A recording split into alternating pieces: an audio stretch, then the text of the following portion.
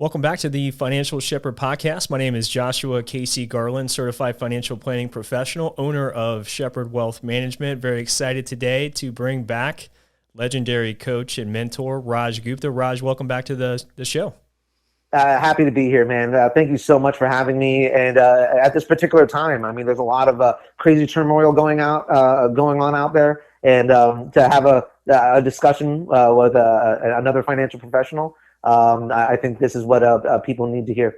Yeah, no, this is why I had to have you back on the show here today, because of everything that's kind of happened this past week and really so far this year. A lot of turmoil in the markets. And we kind of have four topics that we want to run through today. We'll talk about Russia and Ukraine, what's going on over there and how that's affecting things. Sure. We'll obviously want to talk a little bit about inflation. We got a Fed meeting coming up here in March. I think a lot of people are trying to not hit the panic button and try to figure out exactly what to do. So we'll touch on that as well and provide some actual advice. And of course, maybe wrapping up with the value of actually working and partnering with a really good financial advisor to help you weather the storm here and push in a position to capture the inevitable V-shaped recovery that we've seen time and time again over the course of history. So those are the four topics today, Raj. I'm excited to get into it with you. Anything curiously on your mind outside of those four broad topics before we jump into it? No, I think you're hitting the nail on the head. I mean, that's exactly what everybody's hearing in the news. That's exactly what I feel is on people's mind. And really, people need to just wrap their head around what's going on right now, because everybody feels like this is different. And the God's honest truth is that it's not all that different from the things that we've dealt with in the past. And people just maybe need to recognize that history, unfortunately, repeats itself. And they haven't experienced it and internalized it, but they're doing that right now. So this is very timely, and I think those are topics that we should be hitting. Yeah, this is exactly. And hopefully, like in the comment section of this video, hopefully people will go ahead and actually write down things that they want to hear. I mean, if there's a topic that we don't cover today, please go ahead, hit the subscribe button, go ahead and leave a comment. We will go ahead and touch on those points later on if you need it. I mean, that it is our pleasure to do so. Yeah, definitely my pleasure. That's why I love this platform. That's why I love doing what I do for a living and working with individual clients and business owners. The whole point of doing the podcast is to be able to share with you what's going on right now, here and today, what we've seen similar events happen in the past. To your point, why is it not actually all that different, and how you can actually benefit from all this stuff that's going on in the news today. So I think that's a good segue to start here, Raj. We obviously have a major geopolitical event, Russia invading Ukraine. Obviously, the United States has responded to that along with NATO allies. We don't obviously know what the end game is here, what the end result is going to become of all this stuff that's going on right now. But I know that that's on the top of people's minds this weekend. The market had a great end of the week last week, although it was an extremely volatile week. And now we're going to come into Monday's trading day, not actually knowing what events may happen over there in Ukraine and how that may affect things over here in the United States stock market. So I know that you're an individual investor. You do some short-term trading as well as some very long-term types of investing approaches to your own portfolio. So when you see Russia invading Ukraine and all the headlines that have come from that, what is on top of your mind as an individual investor? Yes. So I know the media and the news out there is going to go ahead and tell you that things are end of days, and that the horrible outcomes are going to occur. And potentially, I mean, at the end of the day, we might just wish that we weren't invested in the stock market. We instead invested in bullets, a gun, and a helmet, right? That really could be the case. But like, if you're going to invest like the world's going to be coming to an end, you better be right. You better be right. One time that the world really could have come to an end is during the Cuban Missile Crisis, right? Like that genuinely could have ended the world, but it didn't. And if you sat on your hands from then till now, you would have missed out on like 2,000% return in your portfolio. And bread doesn't cost a nickel anymore. So like you absolutely need to be growing your wealth in the market. during times of tribulation, turmoil, such as now. So one of the big things I would say that would be on people's mind, including my own, is how does the Russian economy and what they're doing affect the United States? And if you look a little bit deeper, how does it affect the world? Yeah, I think that's the right approach and temperament to take to this. And I obviously, look at this information on a day in and day out basis. I found some research from LPL, which I'm not a big LPL, person or an advocate, but they did come out with some really interesting data points here. And it's really just looking at the S&P 500 index and different geopolitical events going all the way back to Pearl Harbor in 1941. So you mentioned the Cuban Missile Crisis. Yeah. And the Cuban Missile Crisis was October of 1962. The S&P 500 had a drawdown of about 6.5% or so. It hit a bottom 8 days after that event and only took 18 days to recover the loss that it had. There you go, 18 days. That's less. I mean, that's half a month. Half a month. And God forbid you went ahead and sold everything at the end of those 6 days, and then you sat on your hands trying to figure out when to get back in for the last 40 years. Yeah, and I'll even go back a little step farther here. So we'll give two other examples. So Pearl Harbor attack, December of 1941, obviously a traumatic event in history.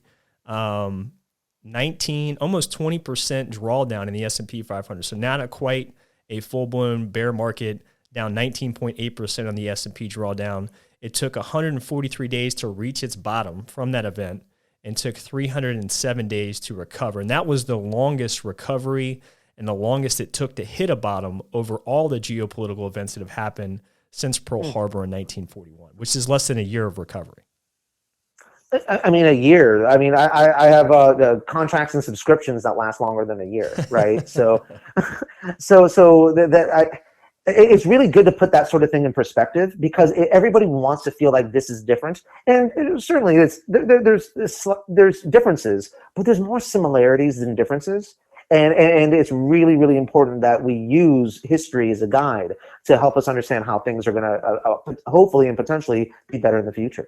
Yeah, I mean, that's the whole reason why everybody has to take history classes from grade school, all the way through college, whether you're a history professor or history major or not, is so that we get an idea of learning from the past, and the past tends to repeat itself, and at least gives us the knowledge to know kind of how to handle things. But unfortunately, to your point, Raj, I think a lot of investors are assuming that this is different this time. But truthfully, if you look at this data, going back from Pearl Harbor to 1941 all the way to the United States pulling out of Afghanistan in 2021, the average S&P 500 drawdown was a little less than 5%, with a bottom occurring about 20 days after the event, and the recovery on average only taking 42 days. Yeah. I mean, and people need to, and I like what you said, that's why people learn history, but like you might learn United States history and world history in school, but you're not learning about market history. And that's where, working with someone like you, or having, objective advice goes ahead and helps you learn and appreciate the history of the financial markets and how these geopolitical events, in the end, I mean, I don't want to downplay how horrible some of these events might be, but they do end up being a blip on the radar in the long-term scheme of things. Yeah, I mean, if you have a long time horizon, so if you're a long-term investor, and that might be a little bit of definition for different people. So to me, long-term is a minimum of 5 years, but realistically, it's more like 10 or more years of investing. So those folks that had a game plan to deal with the good of the market and the bad of the market when something like 2008 happened, which was the second worst correction since 1929. Well, if you had a game plan to deal with that appropriately, that V-shaped recovery that happened after that 2008 event beginning recovering in March of 2009, I mean, if you didn't have a plan for that and you missed out on all that growth, I mean, that's over 1,000% market return as we're talking here today. Like that's a very hard to make up that opportunity cost lost if you didn't have an appropriate approach to dealing with these events, because they've happened time and time again in the history of the market. Absolutely. And bread doesn't cost a nickel anymore because of inflation, right? So that's why you need to be growing your wealth in the market. Now, I do want to welcome you to my home office here and all my various screens here. I want to be clear that although I have a ton of different charting and other things that I do here, this is for timing the market on like maybe 10% of my portfolio. 90% of my portfolio is actually in a long-term legitimate plan. While with 10%, I go ahead and do the market timing. So if you're market timing with your retirement or your market timing with your livelihood, you really should not be doing that. So don't take what you see here as a way that you should be managing your life. Yeah, we'll get into some of that stuff and a little bit later of a topic here, but you mentioned inflation. Yes. So clearly that is the main risk in my view that I think investors are trying to grapple with coming into 2022. So a lot of reasons for the inflation, obviously with the pandemic happening, put a big wrench in the supply chain. Obviously that caused a lot of people not to be able to go back to an office space or a manufacturing facility for a period of time, having to work from home and adapting that way, which in my view, that just shows how resilient the U.S. stock market is. Like literally we pivoted on a dime. We had the pullback March 2020 when the pandemic hit. Basically the market gave away 4 years worth of gains in just a couple of days, but it actually recovered in about 2 months, right? I'll wait that out. No big deal. Yeah. And we ended up the year, nearly a 30% growth in the S&P 500, and corporate America was able to pivot on a dime, saying, "Okay, can't come to the office. We're going to hop on a Zoom meeting, just like we are here for today's podcast." And corporations were still able to grow. They're still able to beat revenue and earnings expectations amongst all these different challenges. So my main point that I hope everybody watching and listening to this that's taking away from it, and we'll get into this other topic here in a little bit. Is you absolutely have to take a deep breath, take a step back, and look at what history has actually shown us has happened here before and how resilient and strong the U.S. economy is. To your point, Raj, if you're planning for the end of the world with your investments, your livelihood, then you better be right because it only happens one time, and the probability is pretty low. Absolutely. So there's a little metaphor that I used to say to clients very often is that if your financial house is in order, then things are going to be okay. So let me give you a quick example. Like if you're watching your local news and the weatherman goes out and says that there's a big storm coming in, you don't move. Right? You don't move your house. You don't move out of your house. What you might do is bring in your patio furniture. Right. So if you have those high multiple stocks, if you have those high flyers, if you have like a heavy amount of risk on certain situations, sure, you bring that patio furniture in, but you don't move your house. Now, the question ends up being, is your financial house in order and can it weather the storm? Well, that's going to be a question that hopefully will be answered through a discussion with someone like you. So, just don't. Hopefully you're not tearing down your house just because CNBC is telling you a storm's a brewing. Yeah, and they've been telling us that pretty loud and clear here to start this year and all the way through the weekend. But I want to talk a little bit about inflation. We got a Fed meeting coming up here in March, and there's a whole lot of noise, in my opinion, of actual professional economists on CNBC and other news outlets talking about 7 rate hikes for 2022 to try to get a handle on inflation. I don't see that happening. A lot of people were counting on a 50 basis point hike coming up here in March. I think this Russian-Ukraine event probably put that probability near zero, at least at this particular point in time. We'll get some more jobs data coming out here as well pretty soon. But when you look at inflation, this issue of inflation, obviously the main concern that analysts have when they're trying to evaluate a company under these circumstances is, can they protect their profit margins, right?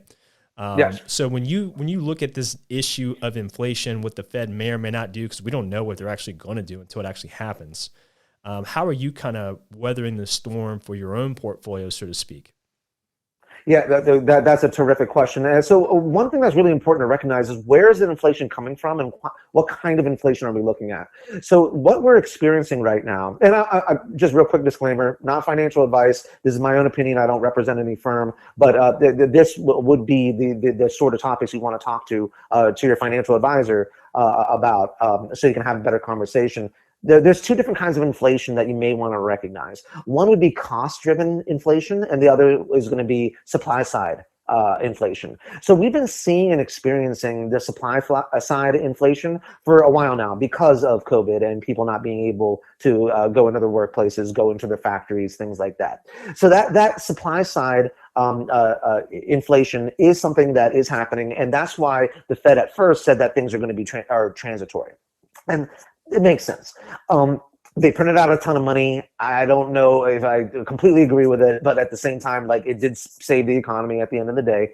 And what is now occurring outside of the supply side inflation is now also going to be what's the best word for it? It's the monetary. It's the actual monetary. Monetary inflation in and of itself. So now that there's so much money that's out there in the system, what's going to happen is that prices need to increase, and as such, interest rates need to increase as well to go ahead and bring down and slow down the economy a little bit, because there's just so much money that can be spent on the things that are out there. So you're going to go ahead and have the supply side and the monetary inflation be the double punch that we're not looking for. But that's where interest rates are going to rise and would affect the U.S. stock markets, especially in the growth sector, because that's where debt tends to go ahead and culminate quite a bit. And the debt is not a bad thing. A lot of smaller companies use debt as a way to grow their businesses. But if interest rates go up, that's where you're going to go ahead and see high multiple growth stocks go ahead and go down because of the interest rates needing to increase to deal with this inflation. So, I mean, that's just my take on that. What are there different kinds of inflation that you're particularly seeing, and what's your thoughts about that? Yeah, I mean, the story, to sum it up in a nutshell, we were coming into 2020, before that March correction due to the coronavirus pandemic, full employment, some of the lowest unemployment rates in the history of the United States stock market. You still had a really strong consumer, and then the pandemic happened. Well, you still had a really strong consumer. The Fed did what it had to do to save the economy from completely collapsing and pumping a bunch of money into the market and keeping rates at zero. And then you also had fiscal policy, being the White House, sending out a whole lot of checks to consumers that basically were mandated to pretty much stay at home. So now we're coming into 2022, where consumers have been receiving this fiscal stimulus, they've been receiving this monetary stimulus, they've been stuck at home. The demand is so much greater from the consumer side than there is the supply. You've seen it from last year in Barron's articles and a whole bunch of other places. We got all these ship containers, 80 to 120 or so different ships sitting out there on the port of Los Angeles or other ports around the United States for weeks on end because they can't get this stuff offloaded. Now all that stuff's starting to unwind a little bit, but it really had that big effect on inflation, where demand is so much greater than supply, and consumers have all this capital and this desire to get out and spend that money, which is also a big reason why you're seeing, home prices skyrocketing. There's simply just not enough supply to meet all the demand for those, maybe millennials that were living in an apartment in Chicago or New York or other places around the country that now want to, actually get out of that little tiny apartment space and get their first home.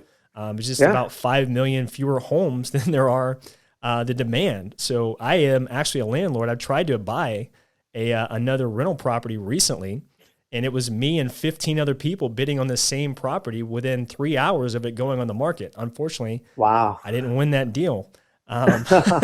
So that's my take on it. You have all the right things for inflation. The Fed did what it had to do. The consumer has a lot more capital than they've ever had in their checking savings accounts. Their home price appreciated. They want to go out and spend money. Demand is a good thing. These are all good problems for the economy. GDP is still going to be above its historical average. You're still seeing, nearly 80% of the S&P 500 companies that reported earnings so far this year met or exceeded analyst expectations. So these are all healthy signs of the economy, but it is a risk that the Fed has to deal with, because we certainly don't want an event like the 1980s, 81, 82, where you got home mortgages are 22%. Like that's a bad thing. Yeah, But these are all, that's where the Fed actually forced a recession. yeah, Like that was necessary, and hopefully we don't come to that.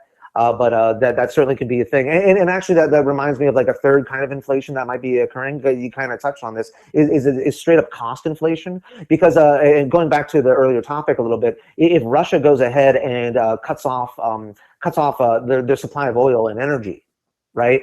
That right there, it's really important that people understand this. This is something that I want people to understand, is that countries don't actually dictate what their energy prices are. It's actually the world. So even though the United States is decently energy independent, the problem is that the world actually goes ahead and sets the prices. So if Russia goes ahead and pulls away some of their supply, that is going to affect world prices. That price is going to filter into the cost of shipping materials and shipping things for truckers, going ahead and doing production and whatnot. And that straight up cost inflation will go ahead and need to trickle down to the consumer.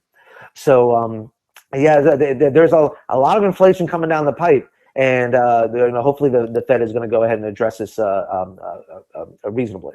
yeah. And I think that these are all healthy signs of an economy. I think that Yes. this is normal, really, even though we're at, type of inflation we haven't actually seen since the 1980s.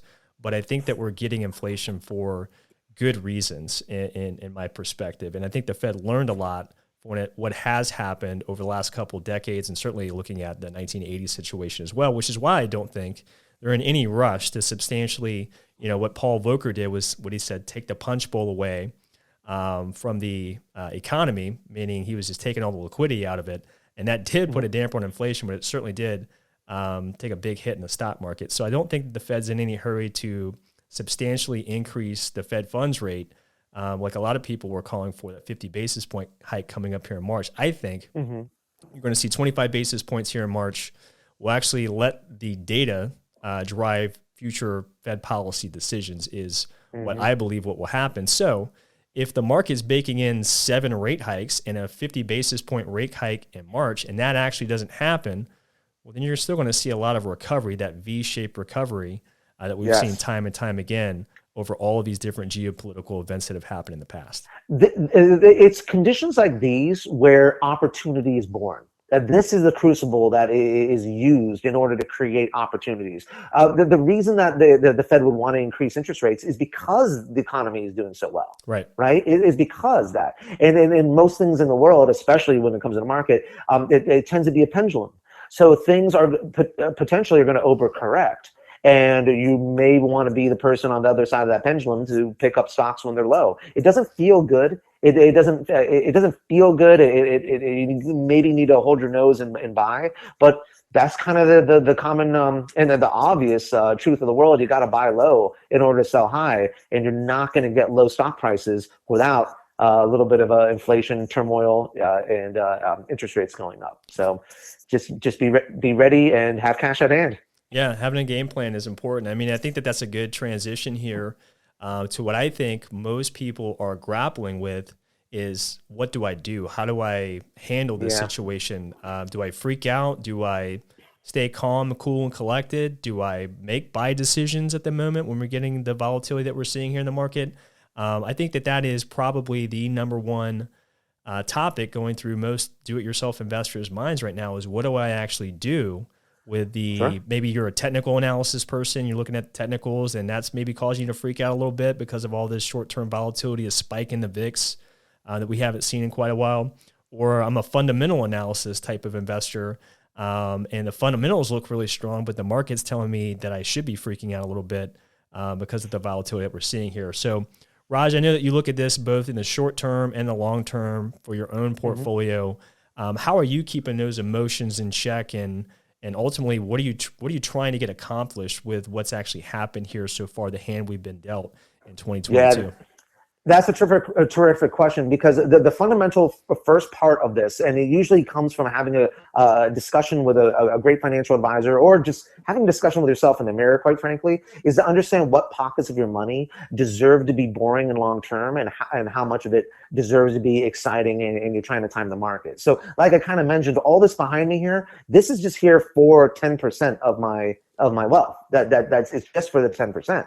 So the pockets of money, the 90% that is for the long-term duration, the 5+ 10-year durations, I'm not going to worry about that. It's a blip on the radar. That's my financial house. But for the 10% where I'm doing technical analysis, that's where I'm going to bring in the patio furniture, as I mentioned earlier.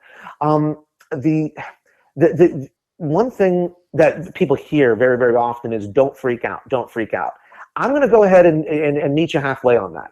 If you have money in the market that you will need to spend in the next 3 years, freak out. Absolutely freak out, and just get that money out of the market, because we do not know what's going to happen in the next 6 months, 3 years. And if you need to spend that money, you better have it on hand. But if you recognize that some of the portion of your money is for the long term, well, then that's going to be the blip on the radar that you really don't need to worry about. And, if you're lucky enough and have dry powder on hand, that's where you go ahead and get the opportunity to add more to your long-term portfolio, because these are the opportunities that we're always looking for, and they're only born out of a little bit of disruption and fear. Yeah, no doubt. And I'm definitely a fundamental guy, personally, and for my clients, doing a lot of fundamental analysis. And I know that you spend a good amount of time. I've learned a lot from you on the technical analysis side. So when I'm looking at the technicals, right, I'll ask you a few technical questions. Sure. So when I look at the technicals, all it is showing that a lot of positions, really quality companies, are either at or below their 50 or 200-day moving average. You're seeing some buying coming into the dip, but it's not been able to sustain itself. You get a day or two of positive, maybe 1.5%, and then it's down 3% the next day. And you maybe get 1% positive, a couple percent down the next day. I mean, that's really what we've kind of seen occur here in 2022. Sure. And that's causing, I think, a lot of that panic that a lot of investors have when they're just looking at something like charts and technicals. I don't know what you're seeing or how you're feeling when you see the same information from a technical standpoint. You're asking the right question there. So, like, if you look at investing, it's a lot of people say it's two sides of a coin, where you have fundamental analysis and technical analysis. Now, that's not entirely wrong, but I would actually say that fundamentals are like 75% of that coin, and then the technicals are 25% of the coin. Now, to go back to something that I just mentioned about the pendulum, technical analysis helps you recognize when the pendulum has swung too far, but the fundamental analysis helps you understand what the appropriate evaluation of a company is. So I use technical analysis to figure out when the pendulum has swung too far. Using your 30, 50, 200-day moving averages, I definitely like using the RSI, that's a relative strength index, to figure out if something's oversold, and then also using that in combination with a Fibonacci retracement. That goes ahead and allows me let me be very clear about this, it allows me to figure out the right price to buy fundamentally sound investments. That's the key. It helps me buy fundamentally sound investments at the right price. And that's what the technical analysis truly does for me. If you use it as an indicator to figure out whether you should just get out of the market entirely, you're doing yourself a disservice. Yeah, and if you're looking at it, let's say we got a fundamentally solid company, technically it looks like a buy, and it's had a pullback, and you put in an order to buy, but let's say the next day it continues to move in the other direction. Mm-hmm. That's got to be an emotional issue that people are dealing with right this very moment in time. How do you look at that? Are you rechecking the story? Is it checking the fundamentals or technicals? Like, how are you handling that when that happens? The fundamentals don't change on a daily basis. That's the thing. So, like I'm going to give you a horrible example. Let's just say, like, Kim Jong-un went out there and dropped a bomb on somebody. And IBM, not a recommendation, but let's just say IBM lost 20% that day because, like, a bomb got dropped. Well, the fact of the matter is, they didn't make 20% less profits. They're not 25 to 20% less valuable. That's just the pendulum going ahead and doing its swing. And that's where you need to be be ready to go ahead and accept those opportunities when they're given to you, even if it's a bad and scary landscape out there. Does that make sense? Yes, 100% Yeah. makes sense. The perfect example, I can give you multiple right now, but maybe my favorite example is NVIDIA's recent earnings release. Oh, that's a great example. Yes, please get into that, because I'm amazed of what happened there.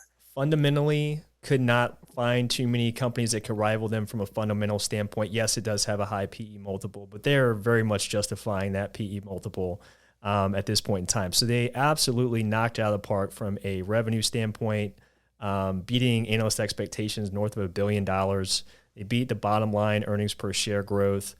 They've seen growth pretty much in every product that they produce and sell, even though they have these supply chain issues, even though inflation is running at 7%. And they increased their guidance by, I think it was $800 million, more than what analysts thought that they would actually make. And the stock was down 9.5% on the day that they released earnings. Yeah, absolutely. And I'm not saying that NVIDIA is a buy. I'm not making any recommendations here, but this is a classic example of when you would want to use technical analysis to figure out when to buy a fundamentally strong company.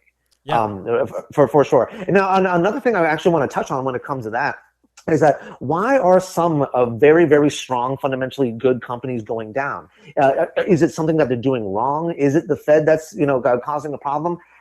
Sure, but like another thing to recognize, you can lose money in some of the best companies in the world just because they're tied to certain investment products that, if sold, go ahead and actually ding that stock as well. So Casey, I know that you've done the research on this in general. Like the S&P 500, if somebody were to sell the S&P 500, right? Like if they freak out, they've had enough, they sell the S&P 500. What are the two top stocks in terms of weighting on the S&P 500? Yeah, so if you're asking if an investor owned the SPY, which is a ETF that tracks the S&P 500 index, and they sold it, well, your top two positions in that index are Apple at nearly 7%, and Microsoft is a little north of 5%. There you go. So if somebody's selling the SPY, they're also maybe unintentionally taking 7% of the money that they're pulling out of Apple and out of Microsoft. So that's where those two companies, I'm not making a recommendation on those two companies, but that's how they can go down just because somebody's selling their 401k. Exactly. And freaking out at these situations. And so you don't want to lose money because of other people's crazy. And that's where going ahead and having a little bit of technical analysis and a fundamentally understanding when something is priced appropriately, that's where you can go ahead and find an opportunity to take advantage of other people's crazy rather than losing money because of other people's crazy. Yeah, and I think a lot of people are, quote unquote, freaking out or feeling that emotional panic button and trying maybe not to hit it, or maybe somebody already hit it. I think the main reason why they're feeling this emotion, really what it is because they don't have a good game plan or a good strategy to deal with all this. And what Mike Tyson said very famously is everybody has a game plan until they get hit in the mouth. Well, we got hit in the mouth here a couple times already this year, and who knows what's to come. But we got to have a game plan for that. And I have my own perspective on it, Raj, but I know that you're using both technical and fundamental analysis. Is that what helps you not hit that panic button, or is it just the fact that you have this really well-rounded experience of working with clients, experience with being in the market for, I think, 15 years or so? Like, what is it that makes sure that you, Raaj Gupta, is not going to hit that panic button and get really emotional when it seems like everybody else in the world is? Yeah, and honestly, it's all about recognizing what the money is for and when do I actually need it.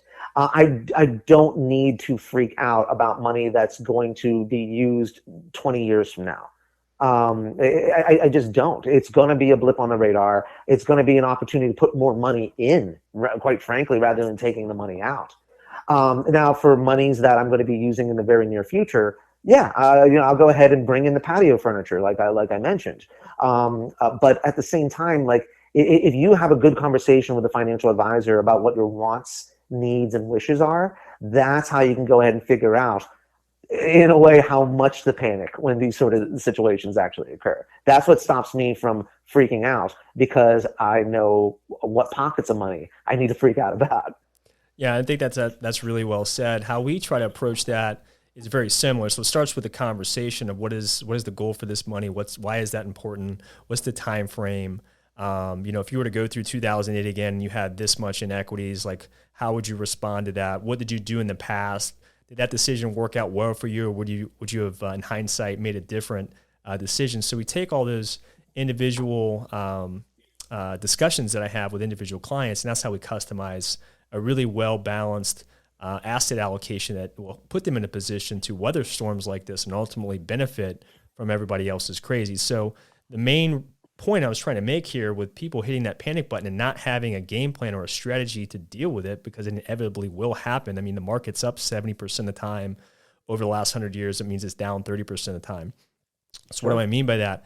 Is if you didn't have a good game plan, but you felt like you were really well diversified, what I've typically seen is individual do-it-yourself investors. They got 15 different mutual funds or ETFs, and it looks like they're really well diversified because they see 15 different names of positions on the portfolio, Vanguard Growth, the Fidelity Value, a Schwab Technology, or whatever.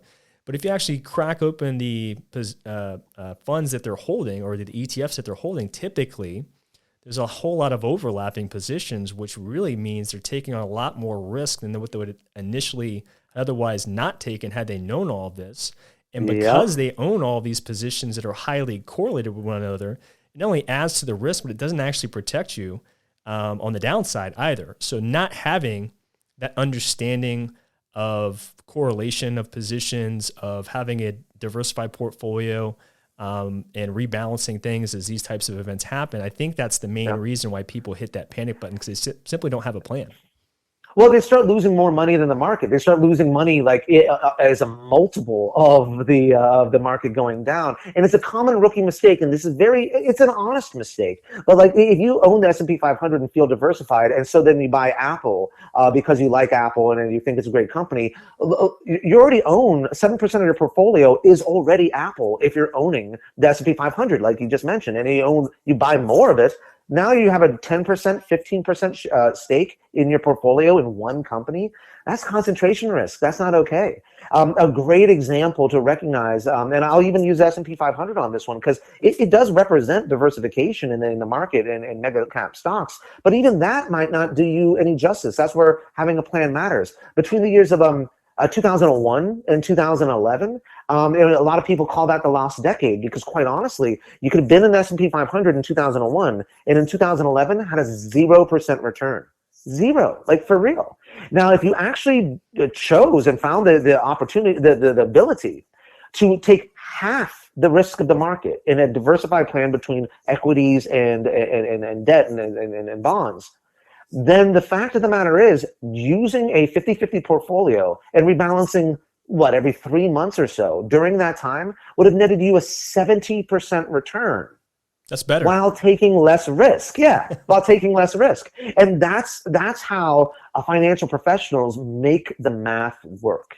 That's the key. Your financial professional is not there to get you the highest returns. They're there to help you make the math work. So that way you can go ahead and address and achieve your wants, goals, and wishes. Yeah, and I love that. That's a real life example and application. But the point that we need to also hit on in that scenario is, you mentioned rebalancing or controlling the allocation, right? Because there's all kinds of stuff you can never control when it comes to investing, but you sure as heck always have control over your asset allocation, that percentage of stocks, bonds, and cash. And then the market will go ahead and change that for you. So like, I don't even care if you had a diversified portfolio back in, like, let's say 1999. By 2001, you were overweight in technology. It just happened that way because the market, that sector went ahead and went crazy. Now, the fact of the matter is, if you didn't remove that bubble from inside of your own portfolio, you would have taken a 70% hit when that bubble burst. So this is an example of where the world can go ahead and get sick, but you don't need to catch a cold because you actually have a well-diversified, rebalanced, intelligent portfolio in your financial houses in order that will weather the storm. Yeah, I mean, I tell clients all the time, if you don't rebalance your portfolio yourself, well, the market's going to rebalance your portfolio for you. in a very unkind way, to your point that you just mentioned there, Raj. There you go. You said it better than me right there.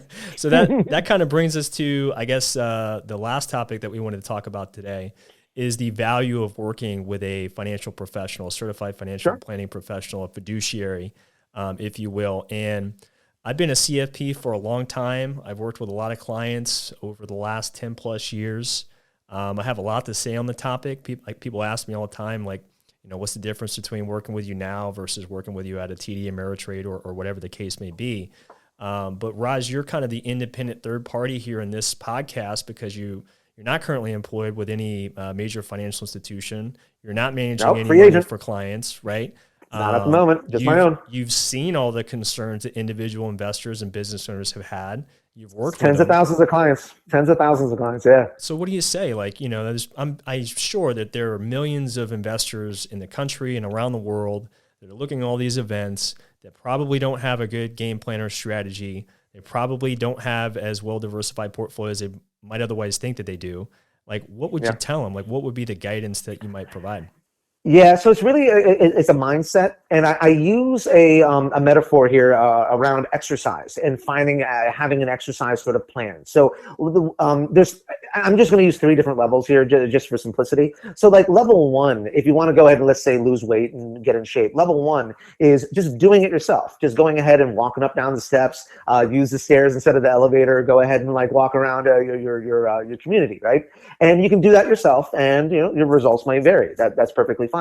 The next level would be going ahead and like following a video, like a VHS tape. So like, if you want to lose weight and you want to follow a little bit of a program, that's fine. Go ahead and what's his name? Richard Simmons, sweating to the oldies. Yeah. Right. Yeah. So if you want to sweat to the oldies, that's perfectly fine, and you're probably going to do just fine. And you're going to lose weight, and then that's great. Now here's the situation: when do you actually go ahead and sign up with a personal trainer? Right? When do you make that decision to sign up with a personal trainer? Well, maybe your particular situation is unique. Maybe you have a bad back. Maybe you went ahead and injured your knee. And sweating to the oldies may not be right for you because it's a one-size-fits-all sort of situation. That's when you go ahead and you get yourself a personal trainer, i.e. a financial advisor, that will go ahead and be able to customize things that are very, very specific for your unique situation. But at the same time, I'm not going to knock these other financial firms that are doing the cookie cutter portfolios, because quite honestly, that's better than nothing. It just may not be the best thing for you. And that's the conversation you need to have with yourself to figure out if it's definitely the right time to utilize the services of a personal trainer, i.e. financial advisor. For sure. I mean, I quote Warren Buffett all the time. I read all of his stuff. I'm a huge Warren Buffett advocate and fan. But if you just look at the way he built Berkshire Hathaway, arguably, in my mind, not arguably, but arguably the greatest investor of all time, evaluating companies, the best fundamental investor for sure of my generation. The way that he built Berkshire Hathaway, knowing that he's the best fundamental evaluator of a business that there may have ever been, he acquires the whole company, yes. However, he requires that the manager of that particular entity that he just purchased stay on board for, I think it's at least 5 years. And he'll allow them to stay in that position for as long as that individual would want to.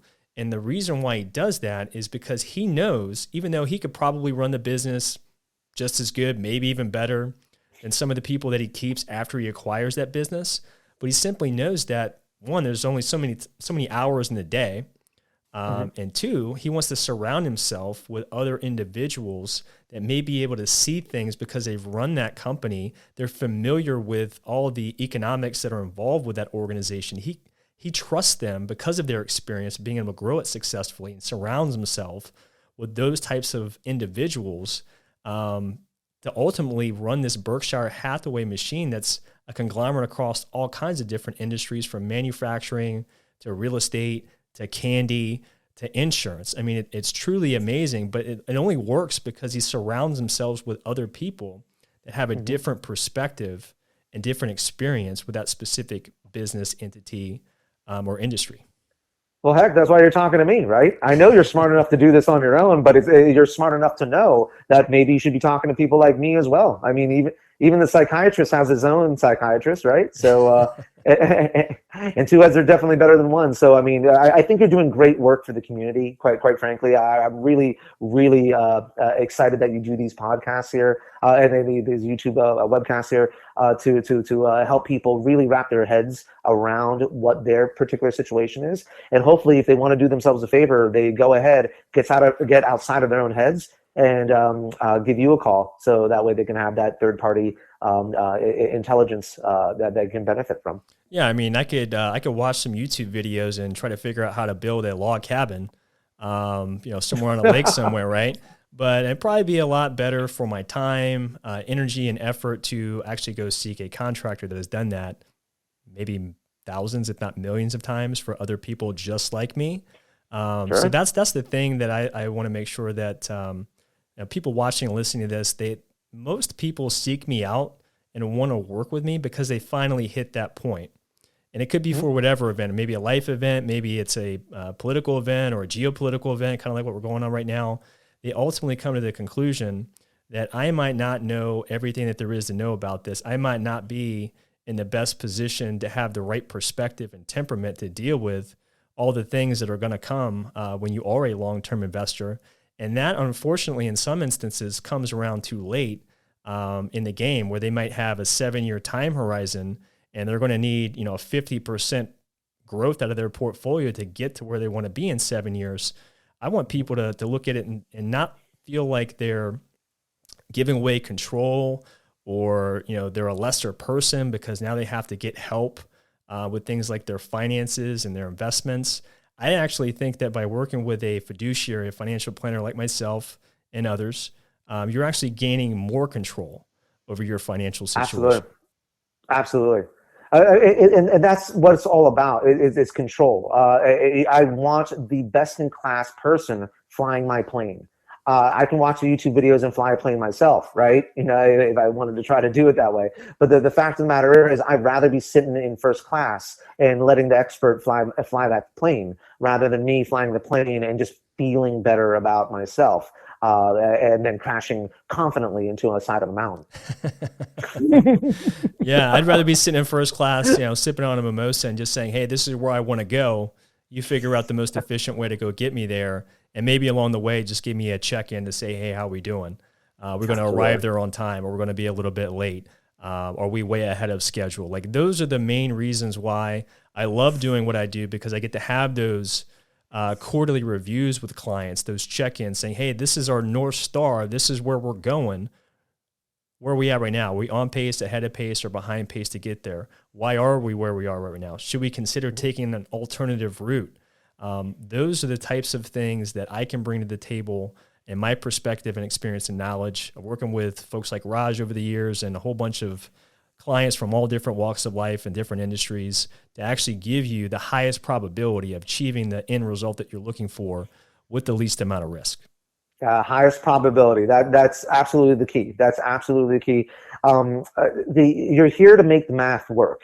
And so often people look at financial pundits and the news and whatnot to find a particular investment to get into. An investment might be good for 6 months and be terrible in that 7th month, but a strategy is forever. And that's why you go ahead and work with the professionals to figure out a strategy that works for you. Or that's fine. You can go ahead and sweat it to the oldies as well. We'll watch a YouTube video to figure it out yourself. But I've said this very, very often, is that who benefits when you are right? Maybe it's your spouse and your kids, right? But then who suffers when you're wrong?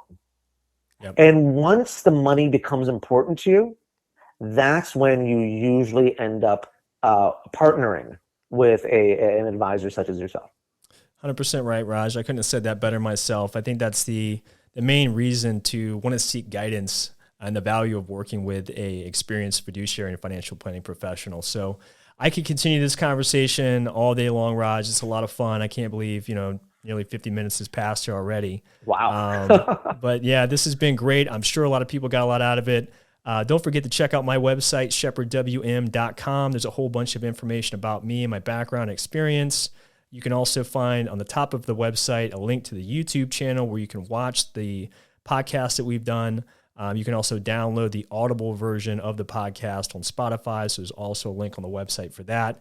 If there are questions and topics, things that are on your mind as you watch and listen to this that maybe we didn't address or you'd like to get a little bit more information about it, please leave a comment. You can certainly reach out to me at 513-630-2664. And don't forget to check Shepherd Wealth Management out on Facebook, Instagram, and Twitter. We drop a lot of content in very short clips that'll probably be helpful for you as you go about your day. My name is Joshua Casey Garland, certified financial planning professional, owner of Shepherd Wealth Management. The legendary coach and mentor, Raaj Gupta, has been gracious enough to join us here on a Saturday. So thank you again, Raj. And certainly look forward to doing this again with you soon. It's absolutely my pleasure. Thank you so much. You're welcome. You all have a good rest of your day.